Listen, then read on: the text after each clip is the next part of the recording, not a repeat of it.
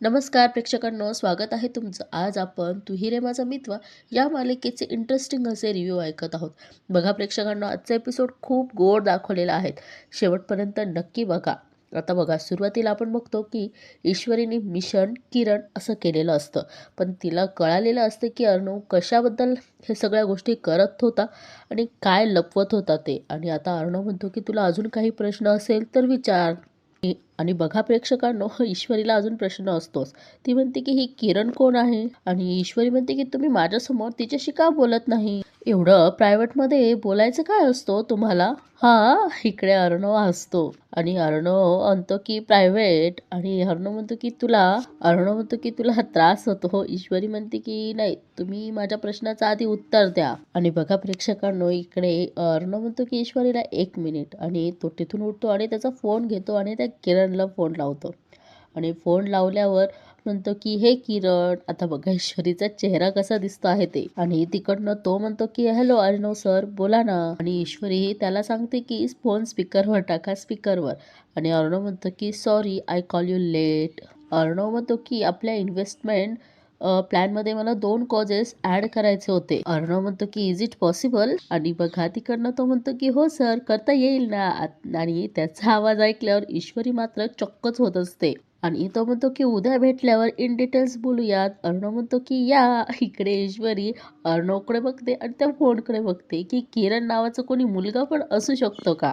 आणि अर्णव म्हणतो की थँक्यू किरण. आणि तिकडनं तो म्हणतो की वेलकम सर. आणि तो म्हणतो की गुड नाईट. अर्णव म्हणतो की गुड नाईट किरण. आणि बघा इकडे ईश्वरी काहीतरी विचार करत असते आणि बडबड करत असते. तेवढ्यात अर्णव म्हणतो की 1 सेकंड किरण. अर्णव म्हणतो की मिसेस राजेशिर्केंना प्रश्न पडला आहे.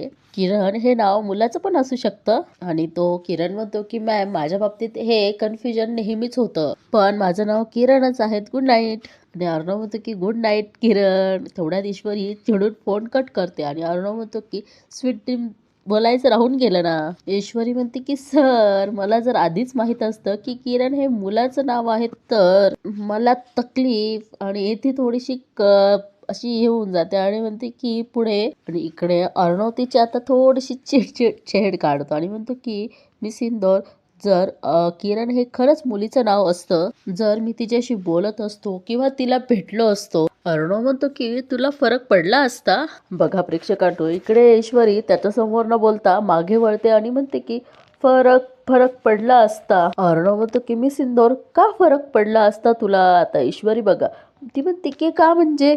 ईश्वरी म्हणते की लग्न झालंय तुमचं माझ्याशी. आणि ईश्वरी म्हणते की काय झालं?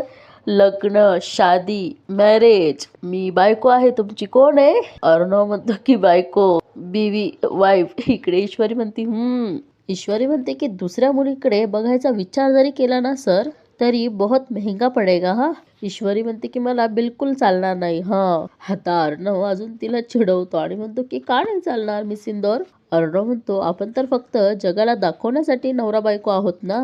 ईश्वरी म्हणते की नाही, आपण खरे खरे नवरा बायको आहोत. अर्णव म्हणतो की हे तू बोलतेस? ईश्वरी म्हणते की हो. अर्णव म्हणतो का? आणि बघा ईश्वरी म्हणते की कारण सर माझं. आणि ईश्वरी म्हणते की कारण माझं तुमच्यावर खूप प्रेम आहे सर. आणि हे ऐकून अर्णवला खूप म्हणजे खूप आनंद झालेला असतो. आता ईश्वरी परत म्हणते की आय लव्ह यू सर. आणि अर्णव म्हणतो की मी सिंदूर काय बोललीस? मला ऐकायला नाही आलं, मोठ्याने बोल. अर्णवला फार आनंद झालेला असतो बघा प्रेक्षकांनो. आणि ईश्वरी सर म्हणून त्याच्या परत गळ्यात पडते आणि त्याला मिठी मारते. आणि अर्णव म्हणतो की मी सिंदूर, एकदा परत बोल, आवडलं मला हे. आणि ईश्वरी म्हणते की I love you sir. Arnav म्हणतो की मी सिंदूर. ही त्याच्या ह्याच्यात डोळे बंद करून मग्न होऊन जाते. आणि अर्णव म्हणतो की मी सिंदूर. आणि अर्णव आवाज येतो की मी सिंदूर. आणि बघा प्रेक्षकांनो, हे ईश्वरीचं स्वप्न असतं. तिने काय अर्णवला आय लव्ह यू वगैरे काहीच म्हटलेलं नसतं. आणि अर्णव म्हणतो की एक साधा प्रश्न विचारला मी, तू एवढी काय घाबरली आहेस? अर्णव म्हणतो दिस इज सो फनी यार. एनिवे, खूप लेट झालंय, झोपूया आता, मी आलो फ्रेश होऊन. बघा अर्णव गेल्यानंतर ही ईश्वरी मनोमन म्हणते की सर, मला फरक पडतो.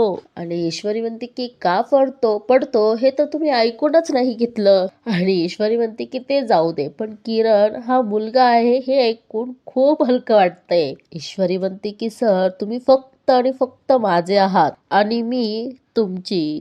आणि हे जर तुम्हाला कळायचं असेल तेव्हा कळेलच, पण आज मी खूप खुश आहे. बघा प्रेक्षकांनो, तिला आनंद झालेला असतो की किरण नावाचा मुलगा आहेत म्हणून, आणि ती ओढणी घेऊन गोल गोल गोल गोल फिरून नाचत असते. तेवढ्या तिकडनं अर्णव येतो. अर्णव म्हणतो की किरण हे मुलाचं नाव आहे हे ऐकून एवढा आनंद झालाय तुला. आणि ईश्वरी म्हणते की गुड नाईट सर, आणि ती झोपायला जाते. बघा प्रेक्षकांनो, अर्णवला तिचे हे वागणं बघून खूप हसायला येतं आणि तो सुद्धा झोपायला निघून जातो. आता बघा प्रेक्षकांनो, सकाळ सुद्धा झालेली आहे आणि बघा प्रेक्षकांनो, सगळे इकडे ब्रेकफास्ट करत असतात. इकडे आपण बघतो की अंजली खूप शांत असते आणि ईश्वरी तिकडनं येते आणि म्हणते की हे घ्या सर तुमची ब्लॅक कॉफी. आणि इकडे अंजलीला सारखं राजेशच बोलणं आठवत असतं की तो म्हणतो की अर्णव त्या पादुकांबद्दल ज्या पद्धतीने बोलला माझ्याशी ते मला खटकलं आहे. हा राजेश म्हणतो की मला मान्य आहे, तू मला समजवलं आहेस, पण काहीही केल्या ती गोष्ट माझ्या मनात न जात नाहीये. आणि आणि मला म्हणू नकोय त्या अर्णवचे पैसे. आणि बघा प्रेक्षकांनो, आजींचं लक्ष जातं. आजी म्हणतात की अंजू, काय झालं ग, गप्प का आहेस, तब्येत बरी आहे ना? अंजली म्हणते की हो आजी. बघा सगळेजण तिच्याकडे बघतात, ती थोडीशी नाराजच दिसती. आणि ईश्वरीचं पण लक्ष जातं, तर ईश्वरीला पण कळतं की अंजली ताई नाराज आहेत. आणि इकडे ईश्वरी अर्णवच्या खांद्यावर हात ठेवते आणि अर्णवला सांगते की ताईंसोबत बोला. तेव्हा अर्णवचं लक्ष जातं. अर्णव म्हणतो की ताई, तू एवढी टेन्शन मध्ये काय, ऑल ओके? आणि बघा अंजली काहीच बोलत नाही आणि स्माइल देते आणि मांडव लावते. अंजली म्हणते की चिंटूकडनं पैसे मागायचे नाही तर आता काय करू? अर्णव म्हणतो की ताई, व्हॉट, कसला विचार करतेस तू, काय झालं, व्हॉट्स द मॅटर? आजी पण म्हणतात की अगं काळजीत का आहे एवढी? आणि बघा प्रेक्षकांनो, सगळ्यांनाच टेन्शन येतं. अर्णव आता चिडतो आणि म्हणतो की ताई प्लीज, तू सांगणार आहे का आता काय झालंय? अंजली म्हणते की चिंटू. अर्णव म्हणतो बोल ताई, काय काय झालं, काय आहे? अंजली म्हणते की चिंटू, तू मला 10 लाख रुपये देऊ शकशील का? आता बघा एवढी मोठी रक्कम ऐकून अर्णव म्हणतो की व्हॉट? अर्णव म्हणतो की ताई, 10 लाख रुपये दिली तुला, पण काय झालंय ते तर सांगशील? आणि अंजली म्हणते की यांनी ना एका माणसाची केस घेतली आहे. आणि इकडे बाबा म्हणतात की अच्छा, म्हणजे जावई बापूंना पैसे हवे आहेत तर. आणि बघा प्रेक्षकांना, अंजली म्हणते की काय झालं माहिती का? आणि ही अंजली ना झालेला सगळा प्रकार सांगत असते की ते 2 माणसं आपल्या घरी आले होते, ते त्यांची केस लढत होते, म्हणजे राकेश, त्यांचे पैसे काढून देण्यासाठी. हे सगळं काही झालेला मॅटर अंजली सांगत असते. आणि इकडे अर्णवला ते ऐकून फार संताप होतो. आणि बघा प्रेक्षकांनो, अंजली जे सांगते ना ते ऐकून मामांना हसायला येत असतं. आणि इकडे नंतर अंजली सांगते की राकेश म्हणत होते त्या माणसाच्या मुलामध्ये ना आपल्या होणाऱ्या बाळाचा मला चेहरा दिसतो. राकेश म्हणतो की काही झालं अंजली, मला त्या माणसाला न्याय मिळवून द्यायचाच आहे, त्याचे पैसे मला परत मिळवून द्यायचेच आहेत. आणि बघा अंजलीने सगळं सांगितलेलं असतं की त्या गुंडाने त्याला मारलं, सगळं. आता हे ऐकून आजी म्हणतात की बापरे, त्या म्हणतात की हे सगळं भयंकर आहे. अंजली म्हणते की हो ना. अंजली म्हणते की मी त्यांना सांगितलं की 10 लाख रुपये काय आपल्या जीवापेक्षा जास्त नाहीये. मी म्हटलं यांना की आपण चिंटूची मदत घेऊया, तो करेल पैशांची व्यवस्था. अंजली म्हणते की पण यांनाच तुझ्याकडनं मदत नाही घ्यायची. आता बघा हे अंजली म्हणते की मग आता काय करणार आहे? आणि तीच म्हणते अर्णवला, अर्णव तू कर्ज देशील का मला? आणि हे ऐकून अर्णवला थोडा वाईट वाटतं आणि मग तो म्हणतो की व्हॉट? अर्णव म्हणतो की ताई काय बोलतेस तू, कर्ज? अगं मी तुला कर्ज का देईल, मी तुझा लहान भाऊ आहे, सगळे पैसे तुझेच आहे. लोकांचं भलं करण्यासाठी केवढी मोठी किंमत चुकावी लागते आपल्या जावई बापूंना. इकडे मामी म्हणतात की ग्रेट आहे जावई बापू. अर्णव म्हणतो नुसता इकडे मामी विचारतात अगं पण आहेच कुठे ते? आणि इकडे अंजली म्हणते की ते गुंड कधी पण घरी येऊ शकतात, मग मी यांना थोडेसे पैसे देऊन आपल्या फार्म हाऊसवर पाठवले आहेत. आणि आजींना पण हे पटलेलं असतं, त्या म्हणतात हो हे बरं केलंस तू. इकडे अंजली म्हणते की जीवावर बेतू शकतं ना, म्हणून जरा टेन्शन आहे, बाकी काही नाही. बघा प्रेक्षकांनो, इकडे अंजलीच्या जागी अगदी बरोबर आहे. पण तो राजेश त्या लायकीचाच नाहीयेत ना. बघा आता अर्णवला बहिणीची काळजी आहे म्हणून तो जास्त काही बोलू शकत नाही, कारण त्याचा खूप त्याच्या बहिणीवर जीव असतो. आणि इकडे ईश्वरीने ठरवलेलंच असतं की काही झालं तरी त्या राकेशला पैसे मिळू देणार नाही मी. इकडे ईश्वरी म्हणते की अंजली ताई माफ करा, पण मला असं वाटतं आहे की राजेश जिजूंनी ही केस सोडून द्यायला हवी. म्हणजे कसं पैशांचं टेन्शनही जाईल आणि जीवाला धोकाही नाही. हो ना सर, बरोबर आहे ना. आणि अर्णवला सुद्धा ईश्वरीचं म्हणणं पटलेलं असतं म्हणून तो म्हणतो की या शी इज ॲब्सोल्युटली राईट. आणि अर्णव म्हणतो की माझ्याकडे एक सोल्युशन आहे, माझ्या ओळखीचे एक ॲडव्होकेट आहेत देशपांडे, मी नंबर देतो तुला, जिजूंना सांग की ही केस त्यांच्याकडे हँड ओव्हर करायला. आणि भाभी म्हणतात की अरे आपले जावई बापू पण वकीलच आहेत ना, मग दुसऱ्या वकिलाची काय गरज. आणि अर्णव म्हणतो की आय नो मामी, पण Deshpande is a top lawyer, त्यांच्याकडे स्वतःचे बॉडीगार्ड्स आहे, त्यांच्याकडे गुंडांचा बॅकअप सुद्धा आहे. सो जिजूच्या क्लायंटची समोरची पार्टी त्यांना काहीच करू शकणार नाही. आता बघा इकडे अर्णव म्हणतो की मी स्वतः बोलून घेतो त्यांच्याशी, रिलॅक्स. आणि अंजली म्हणते की ही बेस्ट आयडिया आहे नाही. आणि इकडे मामा पण म्हणतात की सगळं कसं कायद्यानुसार होईल नाही का. आणि बघा प्रेक्षकांनो, इकडे एवढी छान आयडिया दिलेली असताना आता हा राजेश ती नकारतो का स्वीकारतो हे आपल्याला बघायला मिळणार आहे. आता बघा अंजली म्हणते की मी यांना कळवते, मी आलेच अंजली म्हणते की फोन करून आले यांना. इकडे मामांना आनंद झालेला असतो म्हणून ते म्हणतात की अर्णव चांगलाच तडगा सुचला आहे तुम्हाला. आणि बघा ईश्वरीला पण अर्णवचं म्हणणं पटलेलं असतं, त्यामुळे ती त्याच्या खांद्यावर हात ठेवून आणि अर्णव तिच्याकडे बघतो, असं त्या दोघांचं सगळं इशाऱ्यांनी बोलणं चालू असतं. आणि बघा प्रेक्षकांना इकडे यांचं झाल्यानंतर आता वल्लरीला त्या स्क्रॅप डीलरचा फोन येतो, पण ती समोर काहीच बोलत नाही. ती फोन उचलते आणि म्हणते की हो, घरातल्या लोकांना म्हणते की आलेच. आणि असं फोनवर बोलत बोलत ती सरळ बेडरूम मध्ये निघून जाते. बघा प्रेक्षकांना इकडे त्या स्क्रॅप डीलरला बॉक्स सापडलेला असतोय, त्यामुळे इकडे मामी जोरात ओरडतात, काय सांगतायत काय, माझा बॉक्स सापडला. मामी त्याला म्हणते की खात्री आहेत ना तो माझाच बॉक्स आहे. आणि इकडे मामी म्हणतात की बरोबर, मला लगेच लोकेशन पाठवा, मी पोहोचतेच तिकडे. हा हा ठीक आहे ठीक आहे. आणि लगेच मामी फोन ठेवतात. इकडे मामी फोन ठेवल्यावर म्हणते की थँक गॉड, एकदा तो बॉक्स माझ्या हातात येऊ दे रे बाबा. आणि बघा प्रेक्षकांनो, लगेच ती बघते की स्वतःचं एक म्हणजे चेहरा वगैरे ओके आहेत ना, आणि लगेच पर्स बघते की पर्समध्ये पैसे वगैरे आहेत की नाही. आणि इकडे मामा म्हणतात की माझी सौभाग्यवती पेटी आणायला चालल्या. मामा म्हणतात की हीच वेळ आहे त्यांचा पाठलाग करण्याची. काय आता त्या पेटीमध्ये असा काय खजिना लपलाय, छे काय दिवस आलेत माझ्यावर, बायकोचा पाठलाग करावा लागतोय. आणि बघा आपण बघतो की इकडे वल्लरी ती पर्स घेतली असती, व्यवस्थित साडी वगैरे अशी करते, इकडे हे मामांचं मनोमन बोलणं चालूच असतं. बघा प्रेक्षकांनो, आता इकडे मामांना त्या वल्लरीचा पाठलाग करायचा असतो, पण तो होत नाही. आणि तो कसा होत नाही हे आपण आता बघतो. इकडे बघा आजी चिंतेत बसलेले असतात आणि ते म्हणतात की गुरुजींनी तर ठामपणे सांगितलं होतं चिंटू आणि ईश्वरीच्या पत्रिका अजिबात जुळत नाही. मग हेच जर विधिलिखित असेल, मग जे माझ्या डोळ्यासमोर रोज घडतं आहे ते इतकं वेगळं कसं असू शकेल. आणि बघा ते जेव्हा पादुका घेऊन आलेली गुरुजी असतात ना, ते आजींना म्हणतात की तुमच्या घरात ईश्वरीच्या रूपाने साक्षात लक्ष्मीचं पाऊल पडलं आहे. ईश्वरी लाखात एक अशी सून आहे, ती तुमचं घरदार उजळून टाकणार आहे. ती जोपर्यंत या घरात आहे तोपर्यंत या घरातली सुख समृद्धी आणि शांती कधीही कमी होणार नाही. आणि बघा प्रेक्षकांनो, हे आजी या गुरुजींचं बोलणं सारखं आठवत असतात, त्यामुळे मनातली शंका काढून टाका आणि या घराच्या सुखासाठी सुनेचा लवकरात लवकर स्वीकार करा, असं देखील ते गुरुजी आजींना म्हणालेले असतात. आणि बघा प्रेक्षकांनो, जे गुरुजी त्यांच्या घरी आलेले होते ते म्हणतात की ही मुलगी अर्णवसाठी अजिबात योग्य नाही. या दोघांचा लग्न लावायचा विचारही येणार नाही कुठल्या ज्योतिषाच्या मनात. ते गुरुजी म्हणतात की थोडक्यात एकच सांगतो, या मुलीशी जर अर्णवचं लग्न झालं तर अर्णवचं आयुष्य उद्ध्वस्त होईल. बघा प्रेक्षकांनो, इथे आजींचीच द्विधा मनस्थिती झाली आहे की कोण खरं बोलत आहे आणि कोण खोटं बोलत आहेत. बघा प्रेक्षकांनो, आजी आता त्याच विचारांमध्ये असते की नक्की काय खरं आहे आणि काय खोटं आहे. तेवढ्यात तिथे आपण बघतो की अंजली ज्यूस घेऊन येते आणि म्हणते की आजी, या ज्यूस सोबत देऊ का तुला औषधं, चालेल का. आणि बघा आजी काही उत्तर देत नाही, म्हणून अंजली म्हणते की आजी काय ग, कुठे हरवलीस. आजी म्हणतात की काही नाही ग, खरं काय म्हणावं ना तेच कळेनासं झालं आहे. अंजली म्हणते की म्हणजे ईश्वरीला मी नातसूर म्हणून मनापासून स्वीकारावं असेच संकेत सगळीकडनं मिळत आहेत. पण दोघांची पत्रिका का जुळत नाहीये हा प्रश्न तर उरतोच ना.